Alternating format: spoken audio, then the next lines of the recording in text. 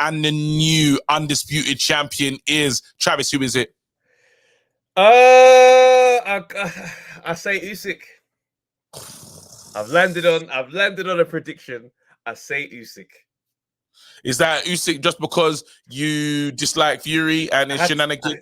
I had to wrestle with that bias. Yeah, that's why you notice I didn't really make a prediction recently because I'm thinking to myself, I can't just be at SK. Yeah, Usyk's gonna do him, and I didn't do that with Dillian White. Let's be real. I didn't go crazy just because I don't like Fury. But this one here, I had to sit on that and really look in the mirror and say, are you just hating Fury with this feeling? And I said, no, actually, this is a researched thought. There's patterns that I've seen, and the recent form of Tyson Fury gives me no faith in what he's about to do. People like to believe in superhero narratives, yeah? Like, you know, like it's the same kind of mindset of a reckless individual that says, look, I'm not going hard at my passion because I'm too busy with this 9 to 5. So I'm going to quit that, and the pressure is going to make me go crazy. And you say to yourself, that's not the best way to do things. Not great. Not the best idea. But some men, there's a small percentage of men that get it cracking like that. And to those men, you say salute. But the exception to the rule is never the rule. So when I look at Tyson Fury and I think to myself, the way you've lived, the way you've treated your body, the inconsistent performances. I'm not buying this narrative that you step up when they're top tier. No, I think there is some of that though. There is some of that. I honestly think you always said that he loves to be the underdog. He walks into the ring as the underdog. You can't take away the take that you had before. Yes, but he's not the underdog, and he hasn't been for a while, and he hasn't looked that good for a while. Now. No, he's not. Who? How? Underdog? How? Because of his last fight, people are judging him. What? So Tyson Fury is not the favorite to win at the bookies? No, but people are judging this if his legs still move the same. We're asking, is it the same Tyson Fury? He's the underdog because we believe that he's lost his powers. Is what I'm saying. So the narrative from the majority was he can't move the same. That was all everyone was talking about. And now he's got either say what he wants to prove is that Fury night, that Ngannou night was a night of just madness where I just didn't take him seriously. That's why that happened. That's what he's trying to prove to the people. So, like it or not, he does have something to prove. He does have a chip on his shoulder. He's trying to tell us that I am still me. Don't look at that performance and judge who I am. Now, I find it interesting. And I love to get your take on the headbutt situation as well. But obviously, it's like a beneath thing. But then it's like, I found it interesting him not looking at Usyk in the stare-off today. Same here. That was, I've never seen that from him in terms of the ranking. It's very Deontay Wilder-ish. Very Deontay Wilder-ish. Yeah, very. Headphones on. Don't want to talk to you. He was over there, and Usyk's just locked in. Now let's throw back. Yeah, Terence Crawford and Errol Spence, exact same demeanor. Terence Crawford was just locked in, right in my man's face. Errol Spence just there facing the crowd, not trying to act like it's not a big deal. I'm looking at these markers, and I'm telling you, there's some fights like that. Let's be real. If you're a heavyweight today, the Undisputed is the fight of your era. The only ones that have this narrative, like for them, because Usyk is not really in anybody's narrative. The ones that have the narratives are AJ and Fury, AJ and Wilder. The AJ Wilder one is it's stale. No one really is gonna go. No one cares about that one anymore. AJ Fury is the thing. The thing that keeps Fury and Usyk palpable is the fact that it's undisputed. So that fight there, you're supposed to be locked in to my man. Yeah, like you're supposed to be.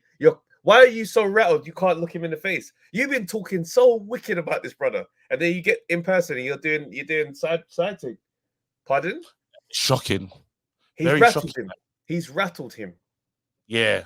I think do you know what's mad? Usyk gave me that quiet confidence of someone that said, finally, you're in front of me. Finally, I've got you in front of me. Because I've been looking for you, greedy belly. Remember, he's calling him what his name's skinny belly now, yeah? But he's like, which is mad. But then it's like, he's been waiting for this fight. And he always thought it wasn't that. Remember like how long this took? Negotiations, talk sport, the dropouts, Frank on the phone. This is before Turkey Al Sheikh came involved, before when they were just messing around. There was a lot of mess for this one. And we thought, remember we're talking about the ducking. Like this thing has gone on such a long journey. Then he had the Ngannou side mission, which went wrong. Cut. He's saying to himself, as soon as they ring that bell, you're mine. I've been in bare camps, just been thinking about you the whole time, so I can't look anywhere else but you. I've never taken my eye off you. You taking your eye off me for all sorts of foolishness. It does get interesting, but now though, I do that thing when not like I care about the fight because it's not the same feeling as AJ or I like Usyk, but I kind of my dislike for Fury is what makes me want Usyk to win a bit more. To be honest, I don't really care. Like, if I'm being honest, like I'm not gonna celebrate. I'm not heavy. I'm not like as invested as I need to be, like as I've been for other fighters. Let's say this is a Craig Richards or who I don't know, Cole, someone that like, yeah, you know what I mean. Then I was like, oh man, that there's Aziz, you know, like my guys that fight in it. You know what I'm saying? I would say, look, this is it. You know, I feel like I need to name every boxer that I care about at this moment. Yeah, I know, just for the politics. Hey, shouts out to Dan Aziz, by the way. I saw him in LA. He came to the show in LA. Sick. When I was on, yeah. Bro. Not just hold on. Naruto, fam. You didn't say Boatsy, fam. Whitaker. Yeah. I'm not hearing nothing against Whitaker still. Yeah. That's again, I would have said Boatsy, but at the moment, I'm talking to management to get him on the show. So I mean, I would. I'm still gonna defend him in arguments, but boy, like the management route is a bit crazy. So, but we'll do it, fam. The date is set with my man. We'll have it.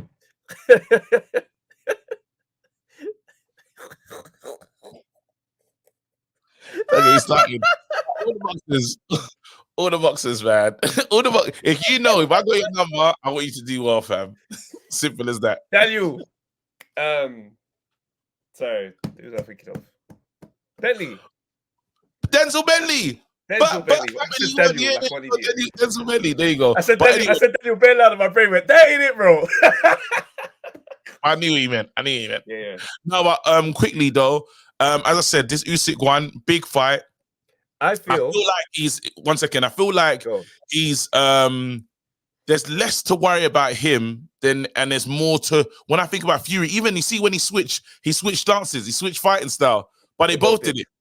They both was like, but Usyk did it first in the training. So Usyk's just letting him know, listen, bro, you ain't learning nothing about me, fam. He said, bro, I've got you, fam. I've got you, bro. This is what you do, and I'm doing it first. Bro, I honestly feel like there's going to be some weird moments in the opening rounds. Yeah, it's going to be a bit like Hickey Hanger. Yeah. But then it's not gonna be one of those fights, in my guesstimation, that it comes alive and suddenly big shots are getting landed on. It's not going to be one of those. It's going to be one where you start to see someone get the upper hand with the boxing. You see what I'm saying? Because I don't think Fury is going to put too much on them shots. Like, he's going to be more herky-jerky error. He's going to try and maul him at some points, but he's going to be a bit more hesitant. Because remember, like, the Ngannou fight would have left some scars, right? Mm-hmm. Because, I tried to maul him, it didn't work. I'm not saying Usyk is anywhere near as strong as Ngannou to pose those same issues, but the foot speed, when you're trying to maul a guy who's too fast for you to maul, you're going to start to look like a slow bear. And I think he's going to try that a couple times. That's why he's gone for the light. That's why he's weighing in smaller.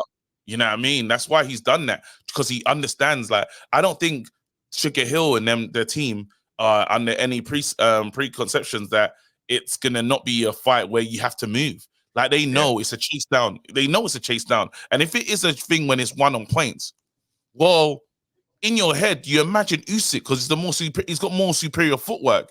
In terms of, we thought that version of Tyson Fury, the pure boxer, Yeah. We thought that's a long time removed. It's been 5 years since we've seen that. So we're going to know how good the conditioning is. Right now, it's a question of conditioning. Is Tyson Fury in the best conditioning? And has he put him going up and down in weight? How much stress has that put on the body as well? Because we're now talking about, when you talk about in the championship rounds, you're talking about fine margins. Now we're in that space of real fine margins. Okay, we both can box. But who's been living this life? Who's been dedicated? And that's the pieces that are gonna, because I don't think when we talk about knockout power, well, do we both really have it? Nah, it's more blunt trauma wounds to the thingy. So it's like, we're both gonna have to do a lot of damage and stay in the pocket. But I know Tyson Fury is not one that throws a hell of a lot of punches in a fight. But let's be fair. Let's be fair to Tyson. Tyson has been knocking man out recently. So to say he doesn't. To say he doesn't have knockout power is kind of not really fair. Like, he's knocked out Dillian White. Yes. He's knocked out Deontay Wilder. Yes. That's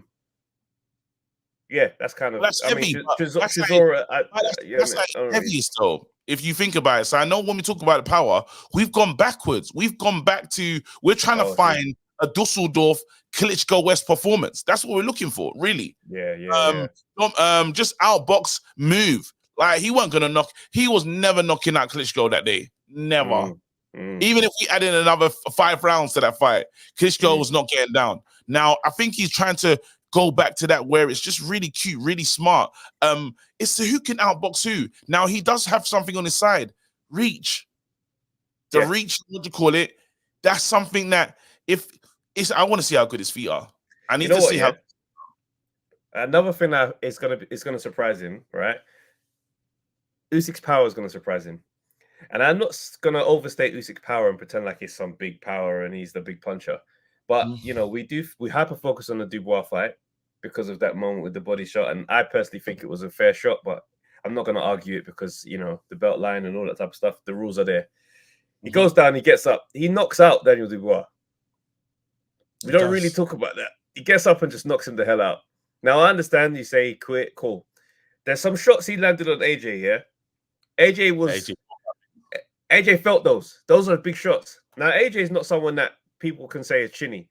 They'll say it because the Ruiz thing, but you don't see AJ getting touched up and moved around and all that kind of stuff. Yeah, like Povetkin banged AJ, big shot. Povetkin is a banger. Buzzed him, came out, knocks him out in a couple of rounds time. Like, AJ's chin is 30, and my man, he buzzed him a few times in those 12 rounds, those 24 rounds that they had. Look for Usyk to surprise him with power. Tyson Fury's chin has disappointed him on many occasions, fam, with smaller men. But he said he's been training his chin. He said he's been training his chin. No, he's training his chin. No, he gave away. He said to, I think I don't know who he was talking to, but he said that's what they did for the Deontay Wilder fight. Now, that's a mad thing. I don't know what he did. He gave away some tips on what he was doing to strengthen to be able to take Wilder-type punches. So, again, now that could be just stuff to throw out there as a boxer exactly, but not just that. You see the eye that he had cut and it's healed. I saw somebody post online today saying that there's like a lot of scar tissue on there, and saying it's likely it's not going to hold up. As in, if my man comes in laser focus on that eye, we could have a bloodbath, fam. That'd be a Woodley style, blood, yeah, Woodley blood. Again, in Claret just gives the fighter so much impetus. Like, he makes him feel like, I've got a target. Thank you, I've got a target. I'm hurting you. I honestly think, had the Ngannou fight not happened, I'm probably predicting Fury. But that performance makes me look at him and think, I don't know where you are at in your physical condition. So I would have said opposite. The legs are done. I would have said opposite, bro. I think the Ngannou fight was the best thing that could have happened to Fury, because it forced him to wake up. I think, remember, he's calling him little midgets, calling him all these things like rabbit, gap tooth rabbit, all these things, yeah. And I don't think he was taking Usyk as serious as he needed to. I think that fight, the Ngannou surprise, like in him getting off the floor against an MMA guy, that's horrible, bro. That's something you don't want. And then the other guy that you hate this whole time goes and knocks him out wonderfully with your old trainer.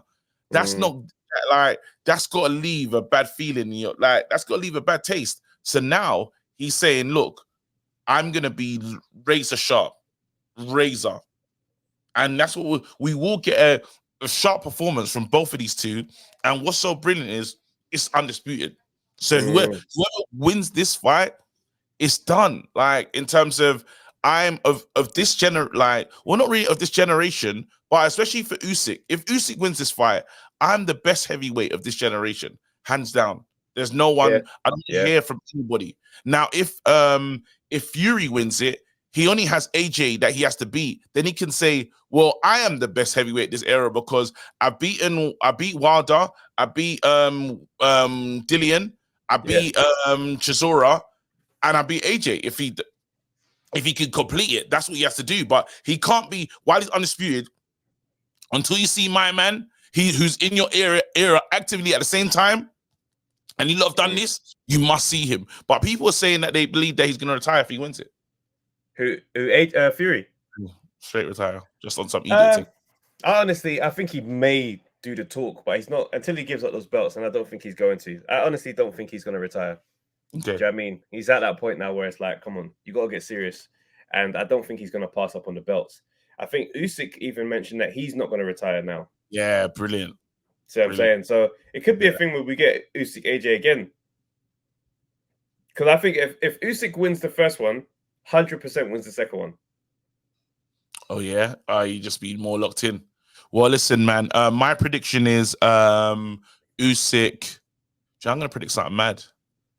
Usyk KO's Fury. That was gonna be my prediction. Late Usyk KO. Don't know when. Usyk KO. Wow. All right, cool. Don't know when, but Usyk KO. That's all.